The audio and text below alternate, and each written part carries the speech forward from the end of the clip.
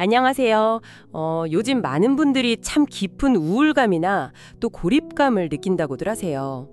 마치 성경 시편 23편에 나오는 그 사망의 음침한 골짜기를 걷는 것 같다. 뭐 이런 말씀도 하시고요. 정보는 넘쳐나는데 길을 잃은 것 같은 그런 느낌이랄까요? 네, 그렇죠. 이게 외부 환경만의 문제가 아니라 내면의 어떤 불안과 싸우는 분들이 참 많으신 것 같아요. 그래서 오늘 저희가 좀 깊이 들여다볼 자료는요.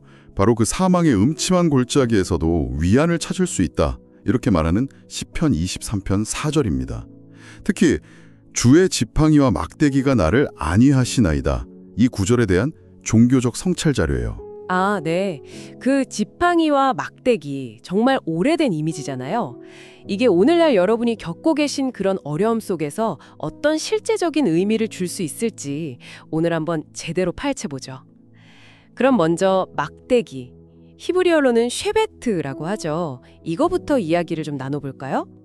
자료를 보니까 우리가 보통 생각하는 그런 부드러운 목자 이미지랑은 조금 다른 것 같던데요. 네, 맞습니다. 그 자료가 19세기 성서 지리학자 포터라는 분의 묘사를 인용하는데요. 당시 목자들이 때로는 총이나 단검, 심지어 곤봉 같은 걸로 무장한 거의 전사와 같았다고 지적하더라고요. 전사요? 아... 네, 그러니까 우리를 지키시는 분이 그냥 연약한 존재가 아니라 어떤 절망이나 의심 같은 눈에 보이지 않는 위협에 맞서 싸우시는 아주 강력한 보호자라는 걸 보여주는 거죠. 요한복음 10장 28절에도 내 손에서 빼앗을 자가 없느니라 이런 약속이 있잖아요. 그렇군요. 쉐베트가 그냥 막대기가 아니라 그 끝에 쇠조각 같은 게 박힌 무기이면서 동시에 왕의 권위를 상징하는 홀의 의미도 있다는 게 참 흥미로웠어요. 시편 2편이나 요한계시록에 나오는 철장, 과도 연결된다고 하고요. 이게 그러니까 외부의 위협들, 예를 들어 당신을 짓누르는 우울감이나 두려움 같은 것들에 맞서는 아주 강력한 방패가 있다는 그런 뜻으로 들리네요. 맞아요. 바로 그거죠.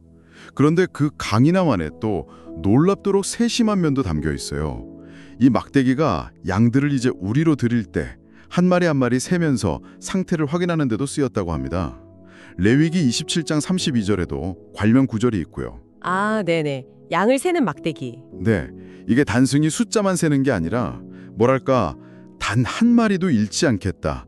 너는 내 소중한 양이다. 이런 목자의 깊은 책임감 그리고 아주 개별적인 사랑의 표현인 셈이죠. 하나님께서 당신 한 사람 한 사람을 알고 계시고 헤아리시고 또 지켜보고 계신다는 그런 메시지로 읽을 수 있습니다. 아, 듣고 보니 그 자료에 나왔던 영국 목사의 개, 션 이야기가 떠오르네요.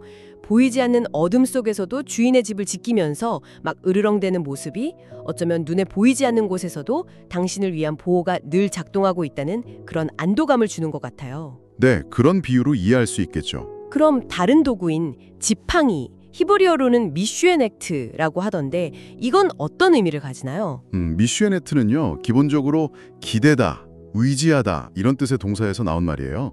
주로 이제 목자가 걷거나 또 양떼를 부드럽게 인도할 때 사용하는 좀 더 긴 막대기죠. 아, 긴 거요? 네. 험한 길에서 넘어지지 않게 이렇게 지탱해주기도 하고 올바른 길로 이끌고 또 푸른 초장이나 쉴 만한 물가로 인도하는 그런 일상적이고 섬세한 돌봄을 상징한다고 볼 수 있습니다. 그렇군요. 그러니까 막대기는 외부의 적들로부터 우리를 지켜주는 강한 보호라면 지팡이는 우리 내면의 어떤 방황이나 흔들림을 바로잡고 안전한 길로 이끌어주는 부드러운 인도. 이런 거군요. 이 두 가지가 다 필요한 거겠죠, 그럼? 바로 그 점이 정말 중요합니다. 자료에서도 그 부분을 지적하는데요. 우리가 종종 막대기의 보호는 간절히 원하면서도 지팡이가 주는 그 세밀한 인도 있잖아요. 특히 그게 내가 원치 않는 방향이거나 좀 불편하게 느껴질 때는 저항하는 경향이 있다는 거예요. 아... 주님 지켜주세요. 이건 막 외치는데 주님 이끌어주세요는 좀 망설이게 된다는 거죠. 아, 네. 듣고 보니 정말 그런 면이 있는 것 같아요. 힘든 상황에서 벗어나게 해달라고는 바라지만 그 과정에서 뭔가 내가 변해야 한다거나 좀 익숙하지 않은 길로 가야 한다면 불편할 수 있으니까요. 그렇죠. 하지만 자료는 이걸 강조합니다. 진짜 위로, 참된 안위는 이 지팡이의 인도, 그러니까 하나님의 세밀한 이끄심에 온전히 자신을 맡길 때 찾아온다는 거예요.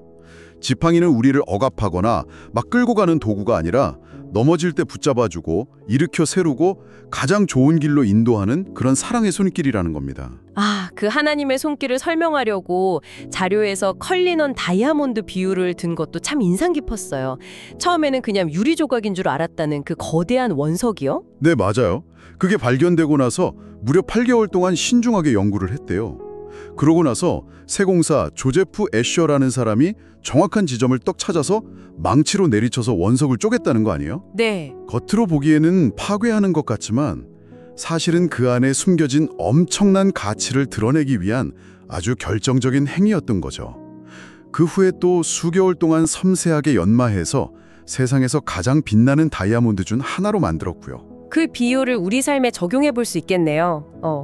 때로 우리 삶에 가해지는 망치질처럼 느껴지는 그런 고통스러운 순간이나 아니면 매일매일 계속되는 연마 같은 어려움들이 사실은 우리 안에 가능성을 끌어내고 우리를 더 나은 모습으로 빚으시려는 그런 과정일 수 있다는 거군요. 정확합니다. 파괴가 아니라 완성을 향한 손길이다. 뭐 이런 해석이죠.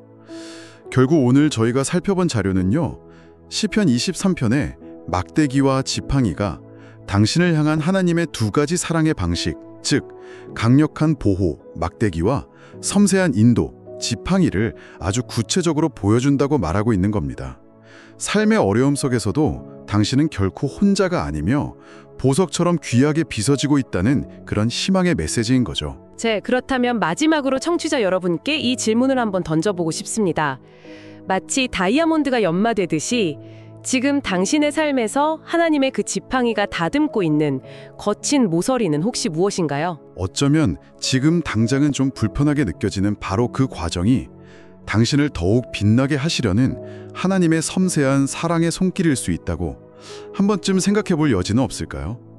강력한 보호의 막대기와 함께 이 섬세한 인도의 지팡이를 온전히 받아들일 때 어쩌면 사망의 음침한 골짜기를 걷고 있는 당신의 그 경험이 어떻게 달라질 수 있을지 잠시 조용히 곱씹어보는 시간을 가져보시면 좋겠습니다.